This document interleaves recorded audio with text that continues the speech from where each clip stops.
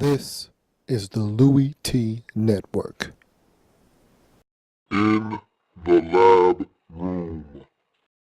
The views and opinions shared on this program are that of Louie Tee and In the Lab Room alone and should be taken exactly as they are given. If you are soft, easily offended, or can't listen to the criticism of your team, this program is not intended for you.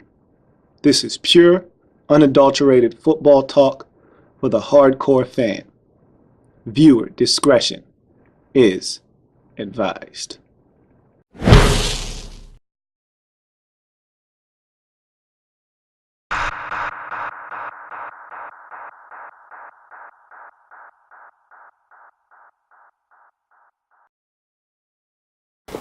Welcome, you are in the lab room. I'm your host, Lou. Thank you for joining me here on this program, 2014 NFL Lab Reports. Today we're talking about the AFC South champion Indianapolis Colts. Let's take a trip out to the Midwest and talk about the Indianapolis Colts and what they need to do to get back atop this division in 2014. It's the 2014 NFL Lab Report of the Indianapolis Colts.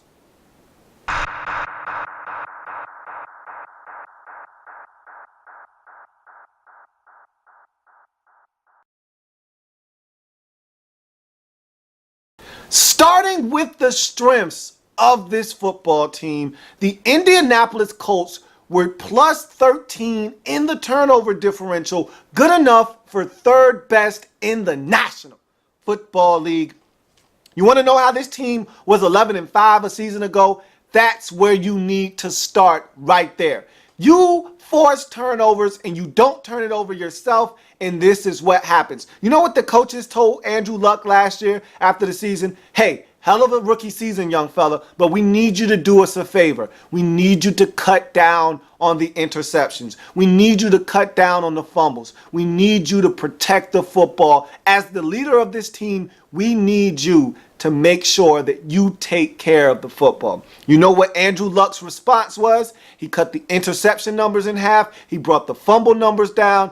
And this team took care of the football as an offense. And you know what the defense then went out and did? They generated turnovers. And so when you do that, you get plus 13 in the turnover differential. And you know what else you get? You get an 11-5 mark on the season and an AFC South crown. That's what you're rewarded with when you force turnovers and you don't turn it over yourself. The turnover differential in this league is probably one of the greatest indicators of success in this league. If you can force turnovers and you can take care of the football yourself, you are going to be in every single game in the season. That's all you can ask for, is in all 16 of the games in the fourth quarter, do I have a shot to win? That's all you can ask for as a fan, as a football team, as a coach. That's all you can ask for, is that in every single game, whether I'm blowing a team out or I'm down by 3 in the fourth quarter,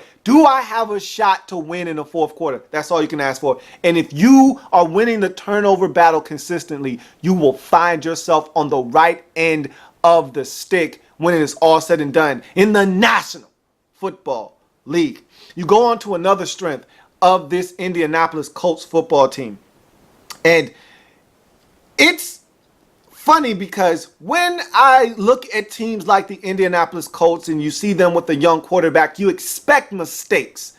But you got the absolute opposite in Indianapolis a season ago. On the offensive side of the football, this team had offensive focus, man. I'm focused, man. Tell the rest of the league to holler at me, man. They were focused. So much so that they had the fewest amount of penalties and penalty yardage in the National Football League a season ago. And when you don't make mistakes, when there is a laser-like focus, when there is attention to the most minute details, you win in this league because you're not beating yourself. Make the other team beat you. Don't beat yourself. When you can focus on the small things, it's the little things that make the difference in this league. It's the small things that make sure that you don't line up in the neutral zone.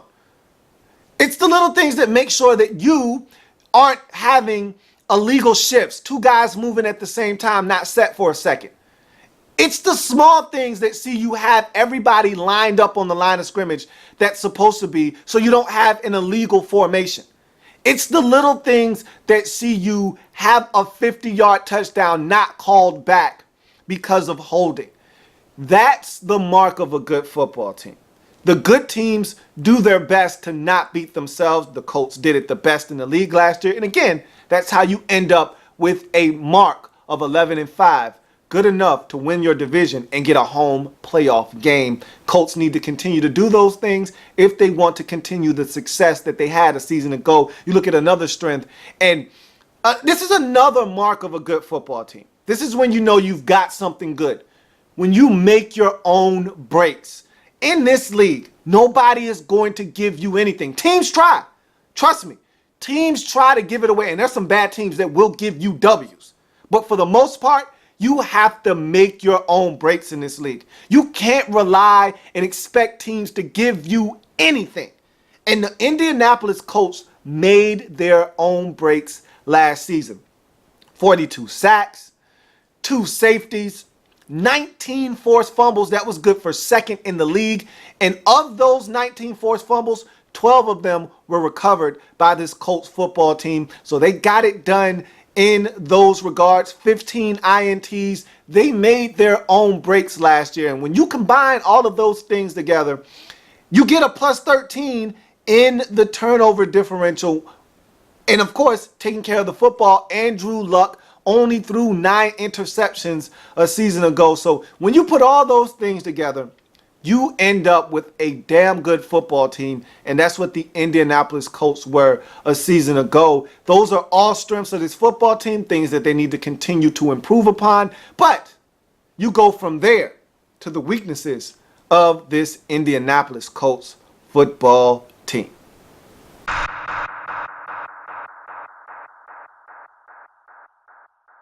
One of the few things that I have a gripe with this Indianapolis Colts football team is the fact that since Andrew Luck has been in the league, he's taken way too many shots. He's always under siege. And that's something that they have been trying to clean up. I won't say that the Colts have lacked the effort to try to protect Andrew Luck. It just hasn't worked yet. And last year was no different than his rookie season. The sack total came down a little bit, and he didn't take as many shots as he did in his rookie season, but still, he was hit the 3rd most in the league a season ago with 109 quarterback hits. That can't happen again. He is an elite quarterback with elite traits. You have to protect him in order for him to maximize the full amount of talent that he has, in order for him to tap into every bit of the God-given ability that he possesses. He needs to be protected. He needs to be able to go through his reads, not have to worry about a guy clobbering him from behind. He has to be able to sit, go through his progressions and reads, make the right and smart decision, and not have to worry about 1 second, 2 seconds. I got to get out of here. I got to go. Someone's coming. I know they are. I got to run. And so if they can protect him better and stop him from taking so many shots, Andrew Luck is going to be that much better as a quarterback. That's something they have to improve upon because, again, you never know when that one shot is going to come and Andrew Luck isn't going to get up. You've got to be able to protect him better. The more you can protect him and the more you can minimize the amount of shots he takes, the chances of him getting injured via a shot in the pocket diminishes greatly. And so you have to protect Andrew Luck. He is the franchise. He is your crown jewel. He is the investment that is going to pay off huge dividends in the future. If you can keep him healthy, you have to protect Andrew Luck. You look at another weakness on this football team, and it's stopping the run. And this Indianapolis Colts team was one of 8 NFL clubs to give up over 2,000 yards rushing on the season. They gave up 4.5 yards per carry. That's way too much. And that's an area they look to clean up. They drafted a linebacker in the draft early on, and Jonathan Newsome. They went out, they got Arthur Jones in free agency. This is an area that they're looking to clean up, and it's something that I expect them to be better at. And we'll see if they're better in 2014, but that was definitely something that they struggled with a season ago, something that they have to be better at moving forward. And you look at another weakness of this team.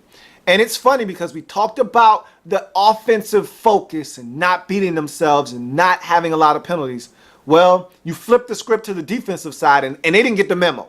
They were one of the worst teams last year in penalties, 112 penalties for this Indianapolis Colts defense. That is way too many for a team that is winning 10, 11, 12 games and looking to be a perennial powerhouse in the AFC. That number needs to come down exponentially. Now, the yardage stemming from those penalties weren't as egregious as some of the other teams in the league, but again, it was close to 1,000. That's more than enough for me. They need to bring that number down. Take a page out of the book of the offense and limit the amount of penalties that you have on a weekly basis to help get off the field on third downs and help take some of these points off the scoreboard. The more penalties you have, and you know, the defensive penalties hurt worse than offensive penalties, because with defensive penalties usually comes an automatic first down. Doesn't matter how small the penalty is. You know, holding, illegal contact, these are 5-yard penalties, but it's an automatic first down. So you've got to make sure you steer clear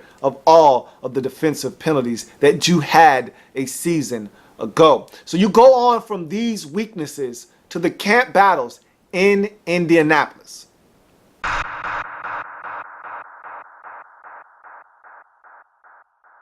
So as you see behind me, I have the big board lined up with camp battles and the experiment for this Indianapolis Colts team. We're going to start, however, with the camp battles for the Indianapolis Colts. And I look at the running back position, and this is probably one of the most concerning positions on this football team. Let me explain why. Look, Indianapolis Colts fans were so excited coming into the 2014 season because they were getting Vic Ballard back, and you had went out and you had signed Chris Rainey, and you wanted to see if he could maybe rekindle some of the magic he had in college at Florida. A lot of speed there, a lot of talent if he could just keep his head screwed on straight off the field. And so with Ahmad Bradshaw coming back, and I thought you played some of your best football last year when Ahmad Bradshaw, that early season period where you went on the road and you beat San Francisco and you were playing some of your best football. Ahmad Bradshaw was a huge part of that early season start for this Colts team when they were playing really good football. I mean, his tough, hard-nosed rushing style and the edge that he brought to this team was tremendous. So you felt really good about your backfield. And then not to mention you were kind of bringing Trent Richardson along, and this looked like the makings of a really good backfield. Now all of a sudden we fast forward to August, literally 2 weeks before the season is to begin. Chris Rainey has been released because he couldn't follow directions and broke some team rules. Vic Ballard, torn Achilles heel. He's done for the season. And you're basically left with 3 guys now in Trent Richardson, Ahmad Bradshaw, and Daniel Herron. So now the situation looks like this. Trent Richardson, I've said this before, I'm not going to beat the young man up. We'll talk about him a little bit later on, but he isn't worth a first-round pick. Let's just leave it at that. So now you're looking at Ahmad Bradshaw, and Ahmad is saying, hey, you know you can't count on me for 16 games, all right? I'm going to give you everything I've got when I'm on the field. Just know that you're probably going to get 8 to 10 games out of me max before something happens to me and I got to shut it down. So what you're basically saying is that you're relying on, a back that hasn't proven to be able to rush for 4 yards a carry in any given season in Trent Richardson. 2, Ahmad Bradshaw, a guy that cannot stay healthy for a full 16-game slate, has dealt with a slew of injuries throughout the course of his career and is an injury waiting to happen. And 3, Daniel Herron, a guy that really doesn't give you much at the running back position, is a hell of a special teams player, but isn't a guy that is necessarily going to help you as a running back per se. Maybe he can, maybe he can't. So this running back position scares me a bit. I'm just a little nervous here. Just a little bit. We'll see. But I told you, do not underestimate a guy like Donald Brown. Don't just look at Donald Brown and say, hey man, you can walk. Because you don't have it like that. You thought you did. Now a couple of injuries, a knucklehead acts up, and all of a sudden, this is looking like a pretty sketchy backfield, if I may say so myself. But it is what it is. I just thought I needed to address that. We move on to the wide receiver position, and it's an interesting dynamic here. And a small predicament. I mean, the Colts could really easily alleviate this problem by just saying, hey, both of you stay on the roster. And I'm talking about Derrick Rogers and Griff Whalen. Right now, they're in a small competition to see which one of them will remain on this roster. I feel like the Colts right now are going to keep 5 receivers. And that's what it seems like. T.Y. Hilton, Reggie Wayne, you've got the young guy that you drafted out of Ole Miss, and Dante Moncrief. And then, of course, you've got your free agent acquisition from the Giants, Hakeem Nicks. So you've got 4 receivers right there. Nicks, Reggie Wayne, T.Y. Hilton, and Moncrief. So I'm thinking you're going to keep 5.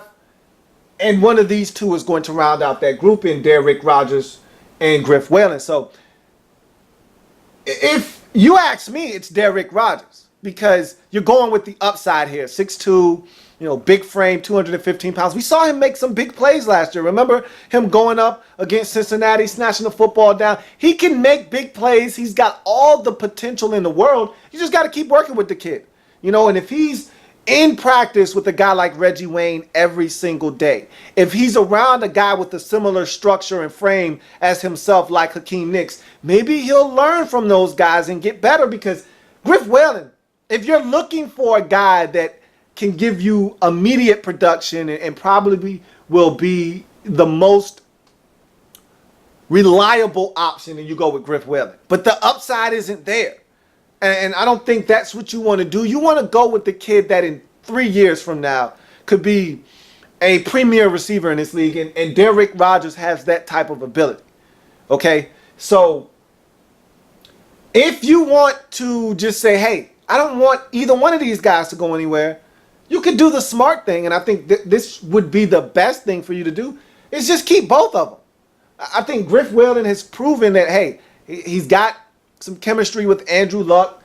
He's got sure hands. He'll catch the football.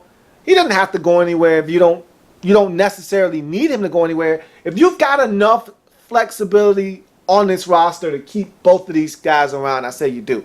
If you don't, then I think it's a no-brainer. You keep Derrick Rogers around and you tell Griff Whalen, hey, hope no one else picks you up, and we've got some unlimited access to you in the case of an emergency. But if not, it's been fun, and you keep it moving. So if it's 5, it's Derrick Rogers. If it's 6, both of these guys are on the roster.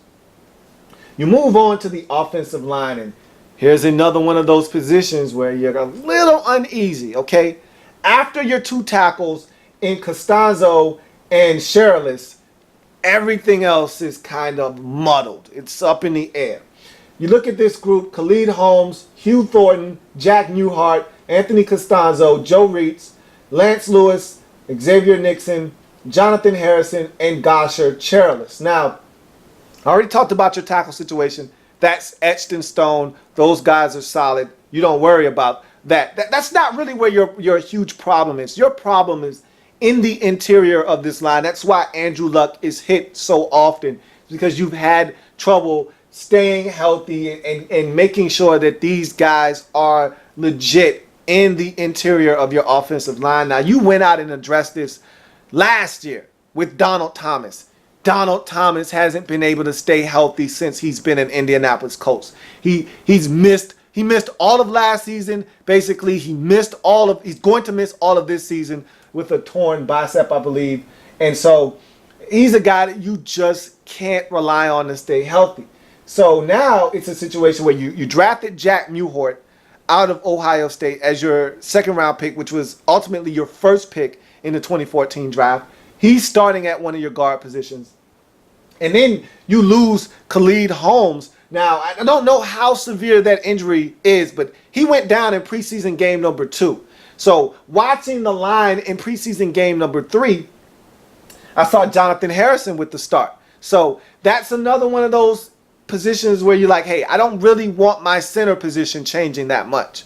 That's one of those positions. The 2 tackle positions and the center position, to me, are the 3 most important positions on your offensive line if you've got a big, tall quarterback like Andrew Luck that can see over the offensive line, stand tall in the pocket, and throw. Because if the tackles do their job, he's going to be allowed to step up in the pocket and do what he needs to do. If they push guys around, he can get out of the pocket. He's athletic enough to get out of the pocket and escape if need be.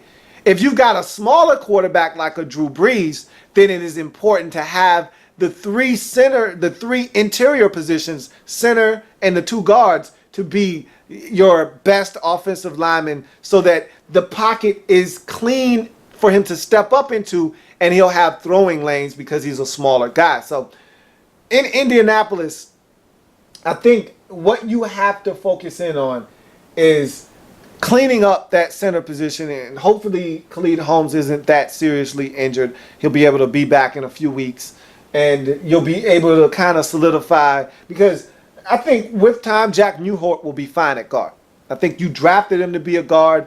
He's a guy that you drafted because of his versatility, first of all. He can play all 5 positions on the offensive line, but I think you drafted him to be a guard. I think that's his most natural fit in this league. So he was going to be a guard eventually anyway. The problem is Hugh Thornton is still there. And at some point you want to kind of get this whole line fortified, have 5 guys that you trust and know that these are my starters. Right now you got 9 players. It's a solid line with a lot of depth. But again, you don't want to see this depth tested necessarily. You'd love to have 5 guys suit up for all 16 games and keep it moving. And so this group has to play much better than it did last year. You want to be able to run the football, and you want to be able to protect Andrew Luck much better than you did a season ago. You look at the linebacker group, and here's a situation where the Colts may keep up to as many as 10 players. Robert Mathis, Eric Walden, DeQuell Jackson, Jarrell Freeman, Bjorn Werner, Kelvin Shepard, Jonathan Newsom, Cam Johnson, Hanak Muamba, Josh McNary. So you run down this list quickly. Mathis, he's your best linebacker that you have on your football team, the guy that gets consistent pressure for you. You're going to have to start the season without him, 4-game suspension. And so that's huge, because you start the season off with a couple of games that you want to try and get, especially that first one against Denver. You got one against Jacksonville in the division. You're not going to get pressure without Robert Mathis. I'm just telling you right now. This team isn't set up to where you're getting pressure without him. We'll talk about that in a second. But Eric Walden, the reason why you're not getting pressure is because Eric Walden, he's proven this. He's a 3-sack guy. The last 3 seasons, he's had 3 sacks in his career each year. He's a 3-sack guy. That's what he is. So, you can't expect him to just flip a switch and get you 7.5 sacks. He's a 3-sack guy. So he is what he is.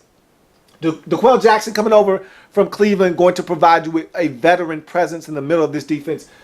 This is what you need at the inside linebacker positions. A guy like him to come in, fortify that position, make all the calls on the defense, and be a quarterback of the defense. He's going to be a leader on this football team. Jarrell Freeman, Bjorn Werner. He's another guy that you're looking for to step up. Last year, he only had, I believe, 2.5 sacks on the season. So he's someone that you're looking to have develop and groom. And maybe in year 2, he'll get it. I'll tell you this much.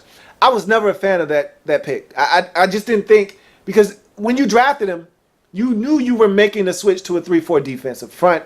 And I just felt like he didn't fit a 3-4 defensive scheme. I thought he was a base 4-3 defensive end in this league, a guy that you could move around a bit, but not necessarily want him to stand up and rush the quarterback. And so I just feel like he's a fish out of water. Let's see if he makes more of an adjustment and is more acclimated to this defense in year 2, and see if he's able to make a quantum leap, because he's going to get the first initial opportunity to start in the absence of Robert Mathis as this season gets underway. Kelvin Shepard, Jonathan Newsom, another young guy that you're bringing in, and he's a rookie out of Ball State that I saw starting in week 3 of the preseason. Now, I don't know if that was due to injury or if you like this young fella that much that he's already starting in the interior of this defense at the linebacker position.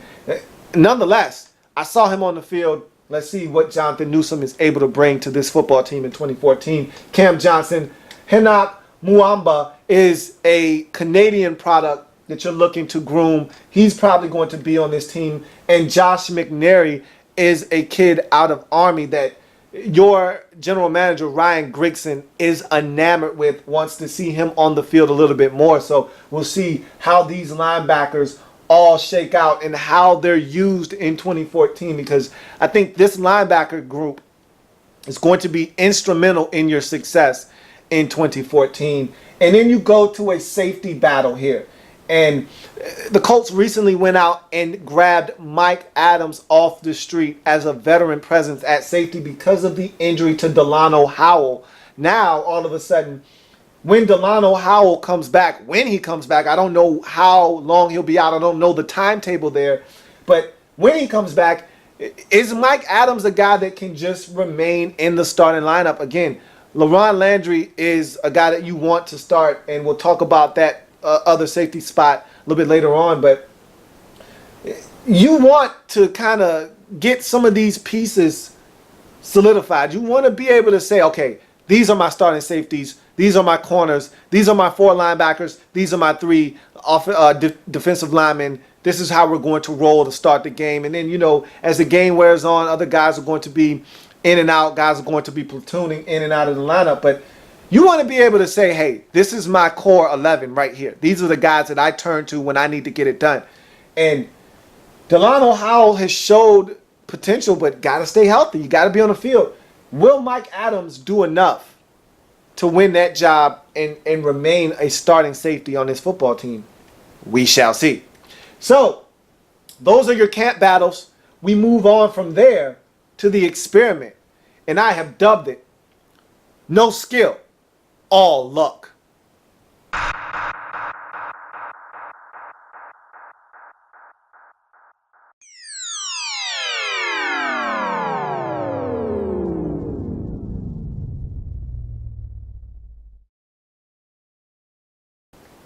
It's all luck, man. It's all Andrew Luck. This is his team. It is his time. And wherever this team is going to go, it'll be on the shoulders of number 12.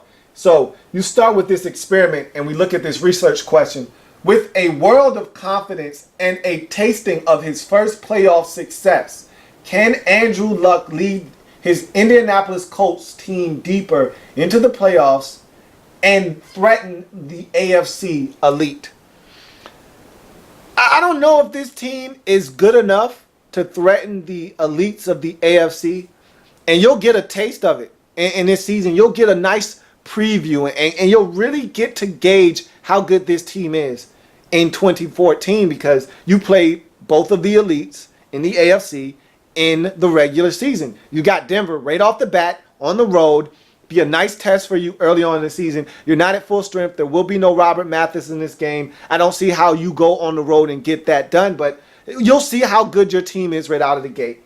And then you've got the New England Patriots down the line at home, and that's a team that you have not been able to beat. Since Andrew Luck has been your quarterback, the New England Patriots have owned this Indianapolis Colts team. And so Andrew Luck is 0-3 versus Tom Brady and the New England Patriots. This is the first time he's had Brady in his house. This has to be the time where he shows the New England Patriots that, hey, If I get you at my place, I can knock you off. I can knock you off. So that'll be big. But until those quarterbacks leave, I don't know if this Colts team will be ready to assume the throne in the AFC. I think those elites are still elite, and they're at the top of their game. I just don't know if you are ready just yet. We'll see. You're going to get an opportunity to prove everybody wrong. I know I'll be the first one to tell you I don't see it happening, but prove me wrong. Hypothesis. If the running game and O-line aren't problematic and the defense remains healthy and continues to grow, then the Indianapolis Colts can make some noise in the AFC conference. And again, this isn't about you winning the division. You're going to win the division, right? There's no doubt about it. There is no one in that division better than you. Okay, the only way you don't win this division is if Andrew Luck gets injured and you have to rely on Matthew Hasselbeck. And even then, I still think you can do enough to win this division. But you don't want to go down that route. You don't want to. That's a slippery slope. You don't want to start sliding down that thing. But the only way you won't win it is if you self-destruct. If you throw games away and somebody in this division, and I'm really talking about Tennessee, just plays out of their mind, plays out of their gourd, and you're throwing away games and they're able to sneak up and get you. I don't see that happen. You're the best team in this division to me, by far, hands down, clearing away. So I expect you to win this division. So I'm not even talking about this division. I'm talking about you having a chance to do damage in this conference. And that's what it's about. And the way you're going to do that is if I talked about the running back situation and how I'm a little nervous about that. I've talked about how this offensive line needs to be fortified. If those two positions are good, I'm not asking for them to be great, just good, and the defense continues to get better. Keep in mind that this 3-4 transformation is a process, and I think Chuck Pagano really feels good about where you are right now. I actually heard him say, this is the year. I feel the best about my defense this season. So that means I've gotten all the parts that I feel like I need. You went out and got DeQuell Jackson, Arthur Jones to help strengthen this team and the core of that defense. And now, it's all about staying healthy now. That to me, that's the key. Robert Mathis is going to miss the first 4 games, and you need guys to step up in his absence. Can LaRon Landry stay healthy? Can Greg Toller stay healthy? These are guys that are always injured, and your secondary can be had if guys don't stay healthy. So LaRon Landry going to have to stay on the field, and Greg Toller going to have to stay healthy, and you're going to have guys play good football. But this is a team with a lot of potential if guys stay healthy and everyone is on one accord. This could be a dangerous football team. Materials needed. Pure luck. Andrew Luck is the truth, man. And I swear I wanted to not like this guy because I'm a Redskins fan, because Robert Griffin III and Andrew Luck will be synonymous with one another because they're 1 and 2 in the draft. I wanted to not like Andrew Luck just so I could put Robert Griffin III on a pedestal. I wanted to do that so bad, but I can't. This kid is legit, man. He's everything. He and Russell Wilson are what I want my quarterback to be. It is what I want Robert Griffin III to strive to be. Because Andrew Luck, his pocket presence, his pocket awareness is light years ahead of Robert Griffin III. And not just comparing him to Rob, it's light years ahead of any quarterback in his position. Guys going into their 3rd season, guys in their 2nd year, they don't post 23-9. That's not what guys are doing in their 2nd year. Guys don't bring down the interception total by half. He chopped it from 18 to 9 in his 2nd season. So much for the sophomore slump, huh? And he just gets it. He knows how to slide. He knows how to protect himself. He's still tough at the same time. If he needs to barrel over a defender with that big frame that he has, he can. He will. But he knows I need to get down. These guys are bigger, stronger, faster than I am, so I'm getting down. So he protects himself. He makes smart decisions in the pocket, doesn't turn it over, and he's one hell of a leader. He's got everything you're looking for, and wherever this Indianapolis Colts team is going to go, Andrew Luck is going to take you And you've been blessed. You really have. I mean, of any team in this league, no one has been spoiled more at the quarterback position than the Indianapolis Colts. You essentially had 1 year where you had to endure bad quarterbacking play. Do you know how many years teams around this league have endured bad quarterbacks, not having a franchise quarterback? You went through it for 1 year. You had about 13 good, excellent, magnificent seasons with Peyton Manning. Got your Super Bowl in that mix. Endured 1 year of trash at the quarterback position just so you could go and have another 15, 17 years of excellent play at the quarterback position. Damn it, you are lucky. It's pure luck. And wherever you're going to go, it'll be on the back, the shoulders, the legs, the brain of one Andrew Luck.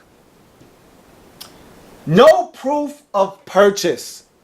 Let me say that again. No proof of purchase. You don't have to prove anything to me with Trent Richardson. Please, spare me. You don't have to prove that he's worth the first round pick because he's not. He's not. So you don't have to prove it to me. Don't make your running game suffer to prove to everybody that you didn't make a mistake, because you did. You did make a mistake. You gave away a first round pick for a guy that is a fourth round running back. You made a mistake. You don't have to prove that he is worth that pick and make your running game suffer all the while. Look, I'm not saying that Trent Richardson is the worst back in the league, because he's not. He's got a set of skills that is conducive to him doing certain things well in this league. One of them being picking up short yardage. He's a tough running back that will bounce off of arm tackles. You put him around the goal line, he's going to get in the end zone. Other than that, if you don't open up gaping holes for this kid, he's not going to make guys miss. He doesn't have any wiggle. He's not the type of back that you want, out there trying to run a 40-yard dash. He's not winning any races. None of that stuff. Okay? So you have to open up holes for this kid. And once he gets going, once the legs get churning and he gets downhill, he's the load to deal with. But he's got to get going first. He's not the type of guy that you can have an unblocked blitzer come and he'll make a miss and get 6 yards. That's not his game. He's not a special enough back to do that. You have to make sure that he's got the ability to get up the field before he can start showing you what made him a first round pick. But all of that is irrelevant, because I don't know if this offensive line is good enough to provide that kind of space for him to operate. All I'm saying is this. There's no need for you to prove anything to anyone, because you can't prove it. No proof of purchase. You already bought the item. Don't worry about it.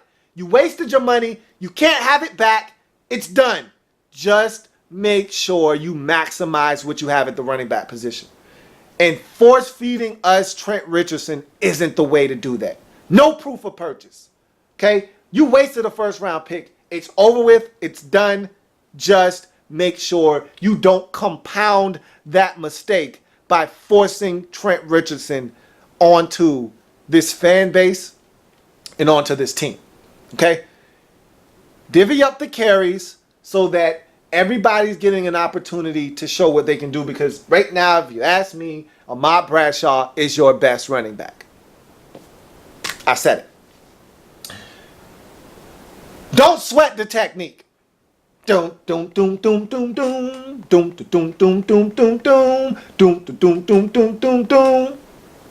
sweat the technique. Nah, but seriously, don't sweat the technique. The way the Colts do things, it's unconventional. It's not the way you draw it up, okay? But I'm here to tell you, don't sweat the technique, all right? This Colts team last year baffled and befuddled me. I thought I had a handle on these guys. I thought I knew who they were, and then they just flipped the script on me, and then I had no idea who I was watching, okay?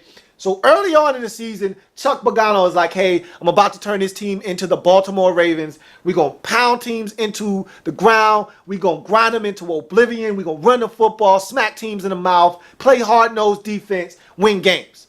That's what you did at the beginning of the season. I was impressed.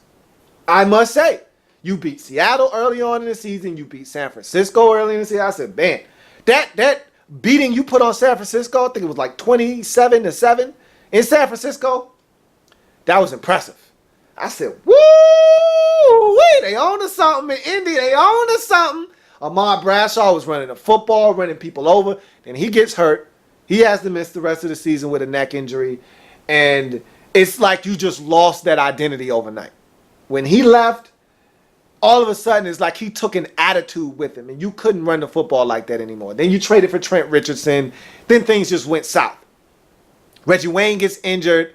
And then all of a sudden, you know, you're beating Denver one week, and then you're getting smashed at the crib by St. Louis.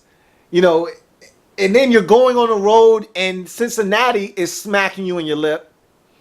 But then you go on the road and you beat Kansas City, a team that you would eventually see in the postseason. And that was a big win because that win gave you the confidence that, hey, we can beat these guys. So all I'm saying is don't sweat the technique. It's not always pretty.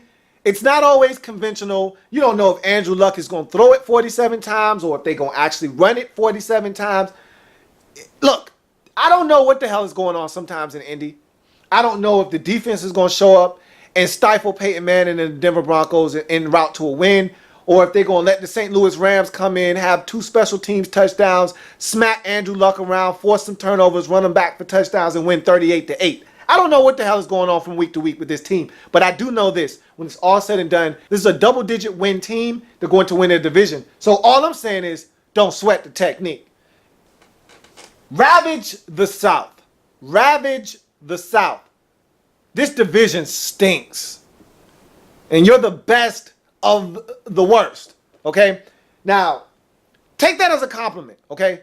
You're not a part of that funk that I'm smelling coming from the South. Okay? You're not a part of that. But you're in the division. It's a bad division. Take advantage of the division. Okay?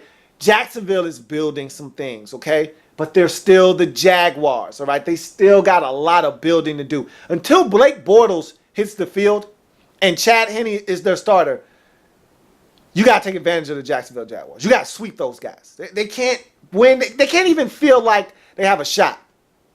Tennessee, they're the closest thing you have to competition in this division. And, you know, Tennessee, they're one of those teams, they could jump up and bite you if you're not careful. So you got to be careful with Tennessee. Houston, they're god-awful. And look, I know that they're starting to feel good about themselves, and they're starting to smell themselves a little bit after what they did to Atlanta in the preseason. I don't care about that. I don't care about what they did in week 2 of the preseason. That's still a bad football team in my mind. Look, you can't do but so much with Ryan Fitzpatrick as your quarterback. And that's that. So you have to ravage the South. You got to win 5, maybe even 6. You might even need to sweep this division. You got to win 5 in this division, though. You know, 4-2, okay, I can accept that. Anything less than 4-2 would be uncivilized. And at that point, I'm questioning your stranglehold on this division. If you can't win at least 4 games in this division, I'm questioning your stranglehold on this division because, to be honest with you, you should win 5, if not 6 games in this division. Either you sweeping them up or it's 5-1. But, you know, 4-2, I can accept that because, again, it's division football. I don't care how bad the teams are. They're going to play you tough. But you're supposed to be able to win because you're the better team. So, we'll see. You need to ravage the South, though. I mean, rape and pillage this division. Seriously. You know, don't leave any innocent bystanders around. No onlookers. You know, beat everybody up. Change the oil. Change the oil. And, of course, I'm referring to Lucas Oil Stadium. I need you to become dominant at home. Change the oil, all right? It's time for an oil change at Lucas Oil Stadium, all right? You've got to be dominant at home. And I saw flashes last year. You beat Seattle. You beat both of the Super Bowl participants a season ago. Both of them at home. But you lost to St. Louis at home. And bad at that. I mean, I didn't see that. That was one of the biggest surprises of the season last year. Not the fact that they beat you. I mean, St. Louis isn't a bad team. The way they beat you at home last year. That can't happen. No, can't happen. You're going to lose games at home. Sometimes. You don't have to lose at home now. Don't get it twisted. You know, New Orleans didn't lose at home last year. Cincinnati, I think they were 7-1 at home last year. So was Seattle. Seattle lost for the first time in 2 years at home. So you don't have to lose at home. But it happens. But you need to minimize the amount of times you lose at home. And it can't be 38-8 or whatever the score was in that game. That can't happen. You can't get beat up like that at your house. That doesn't happen at the crib, man. So you need to change the oil, man, on a consistent basis. 3,000 miles, you're supposed to change the oil. So when you're at home, you got to get it done, okay? You can't allow the oil to get dark and black and, you know, kind of build up that viscosity. Look, you got to change the oil at home, man. I need you to be 7-1, potentially 8-0 at home. Now, I know you got some toughies at the crib. I don't care. Tennessee, nor Houston, for sure, nor Jacksonville. They cannot come into your house and get a W. Not allowed. If they gonna lick you down, it better be at their spot. Can't be at the crib. Change the oil. Independent variable. Offensive line. I talked about this a little earlier. I'm going to briefly touch on it one more time. This offensive line has to protect Andrew Luck better. 109 hits on the quarterback is not going to get it done. Andrew Luck needs to be protected better, and you really need to open up some holes in the running game for Trent Richardson. He needs help, you know, and the one thing he's lacking right now is confidence. The only way he's going to get that is if the offensive line opens up holes for that young fella to rumble. And if you don't, it's going to be tough sledding to this whole entire running back group, not just Trent Richardson. And I've already got my doubts about that running back group, so you need to do your job, offensive line. And so we go to the dependent variable, Luck's evolution. Andrew Luck will continue to grow as a quarterback regardless of what the offensive line is doing. But if you want to expedite that process, just protect him. Open up some holes in the running game. Make this team a double threat to run it as well as pass it. Andrew Luck's favorite thing to do is go play action fake. Play action fake doesn't work if you don't run the football effectively, however. So if you want Andrew Luck's evolution to be much faster than slow, protect him. I mean, you saw what he was able to do when you protected him somewhat better. I mean, the sack total came way down from in the 40s to 32 last year. So that was a huge step in itself. But again, 109 hits, way too many. So that number needs to come down. But I tell you what, Andrew Luck brought that interception total way down. He brought the fumbles down. This kid he is legit. He is the man. And if you want him to take it to that next level, to be one of these quarterbacks, 38 touchdowns, 11 interceptions, 4,477 passing yards, completion percentage up over 62%, passer rating at 99.8. You want him to be one of those, because he can. He's that dude. You want him to be that guy in 2 years versus 6 years. Protect him. Protect him. He can get there much faster if you give him a chance to go through his reads, not make mistakes, find the right receiver, and watch him throw darts all over the field. You make him rush. You make him speed up his progression. You make him have to make decisions that maybe he didn't want to make, force errant throws. He's not going to make that evolutionary step for another 3-4 years. Speed up the process. Offensive line is your job. That's why you're the independent variable. He's dependent on you, offensive line. Constant. Reginald Wayne, and Robert Mathis. Wayne going into his 14th season as a Colt. Mathis going into his 12th season as a Colt.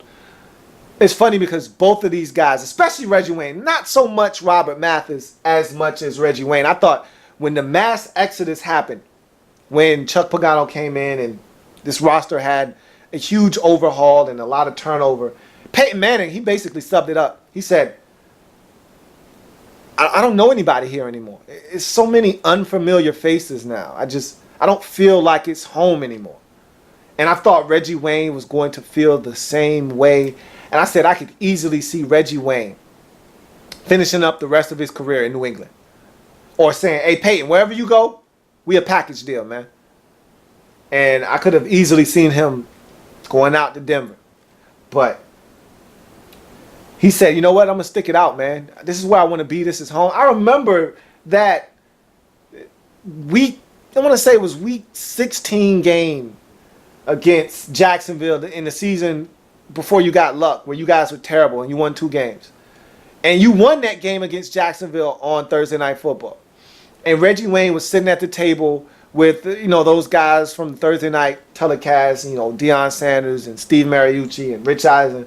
And, they asked him, is this it? Is this the last time we're going to see you in an Indianapolis Colt, uniform on prime time?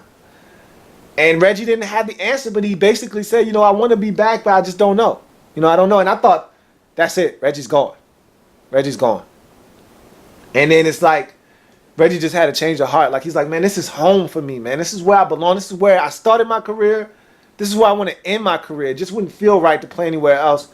And he came back and he said, if we're going to rebuild this thing into a powerhouse once again, I want to be a part of that. And it's so much easier to say that when you know you're getting a quarterback like Andrew Luck. But it's good to see Reggie Wayne still here. He's definitely a constant, and so is Robert Mathis. I never thought I would say, Mathis without Freeney, but it came a point where you were like, hey, this dude's better than Dwight Freeney now. He's passed the torch, has Dwight Freeney to Robert Mathis, and he's now the guy. It used to be, Freeney was who you had to worry about, and when you started paying too much attention to him, here comes Mathis off the other edge. Then it became, hey, we need to keep an eye on Mathis. Freeney, he's okay, but Mathis, he's real. And then you started to see, okay, Freeney's running out of gas. This guy's still over here getting it done at a high level. And he's the heart and soul of this defense. Without him, you forced 19 fumbles last year. Don't kid yourself. I guarantee you at least 7 came from the right arm, boom, of Robert Mathis, stripping down the football out of the quarterback's hand.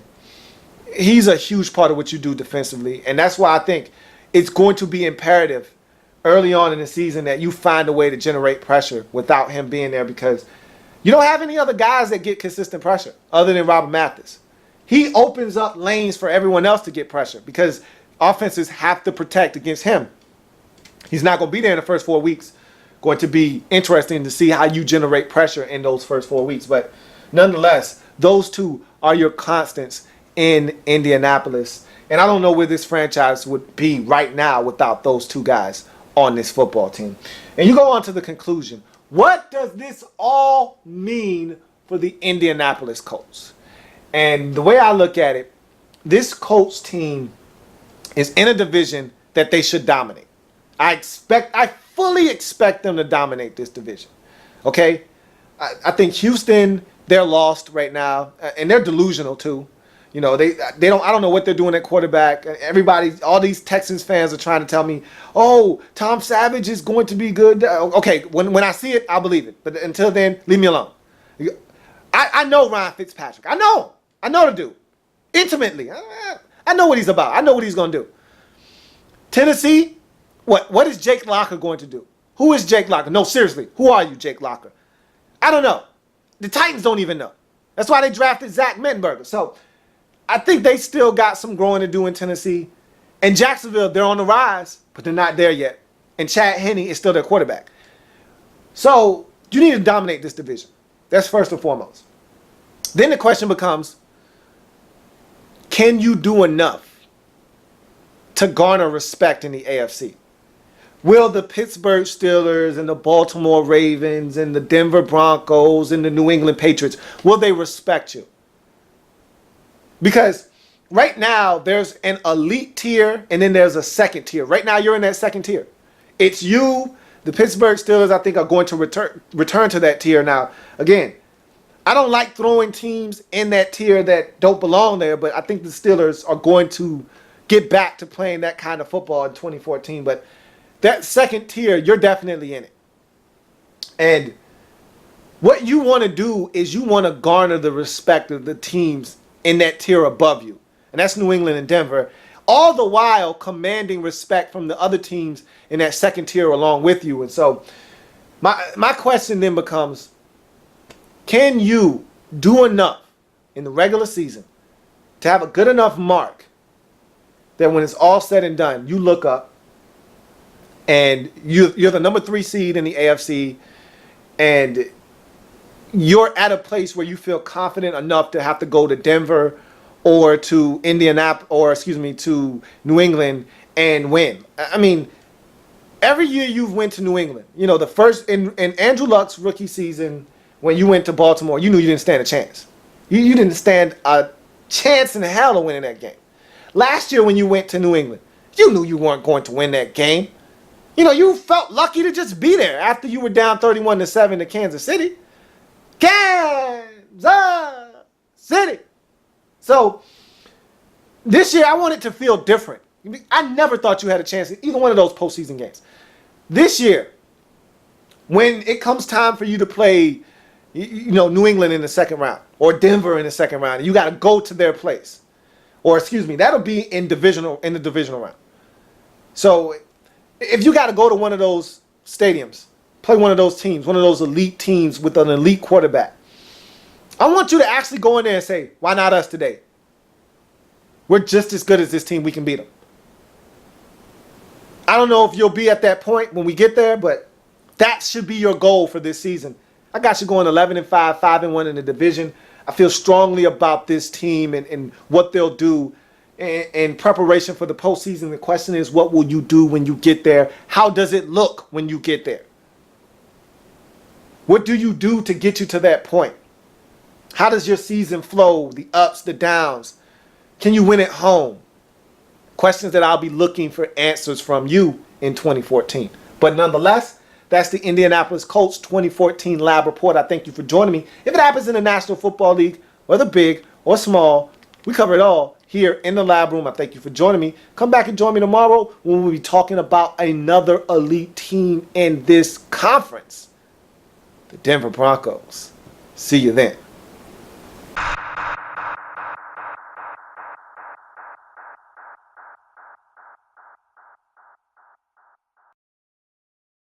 Like the content? Want more?